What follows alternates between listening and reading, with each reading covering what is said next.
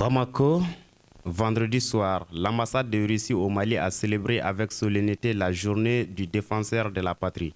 Officiellement commémorée chaque 23 février, cette date marque la naissance de l'armée rouge en 1918.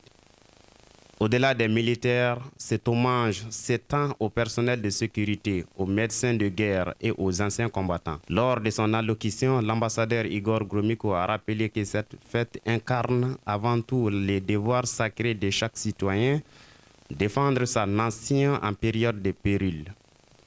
Mais derrière la symbolique historique, la cérémonie a servi de tribune pour aborder les enjeux géopolitiques actuels. Son Excellence, M. Igor Gromyko, est revenu sur le conflit en Ukraine, réitérant la position de Moscou, une opération militaire spéciale présentée comme une nécessité pour protéger ses intérêts stratégiques. Le diplomate a pointé du doigt le soutien occidental à Kiev qui, selon lui, freine toute issue pacifique. Ferme, l'ambassadeur a assuré que la Russie dispose des moyens de répondre à toute menace, tout en appelant la majorité mondiale à comprendre la vision russe. Côté malien, la présence du ministre d'État, le général des corps d'armée, Sadji Camara, n'est pas passée inaperçue.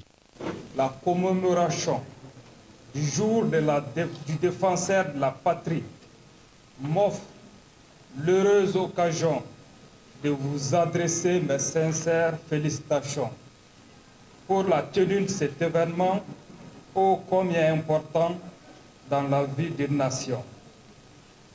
L'histoire de votre pays, Excellence, Monsieur l'ambassadeur, est jalonnée de hauts faits de votre armée, de bravoure de vos soldats qui ont infligé des défaites cinglantes à tous ceux qui ont osé défier votre patrie.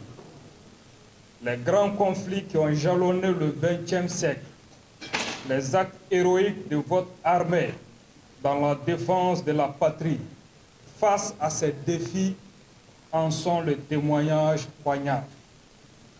Le Mali se réjouit de la coopération militaire qui unit nos deux peuples, une coopération qui se consolide et s'intensifie d'année en année grâce à la volonté affirmée de leurs excellences, M. Vladimir Poutine, président de la Fédération de Russie, et le général d'armée Assimi Goïta, président de la transition de la République du Mali.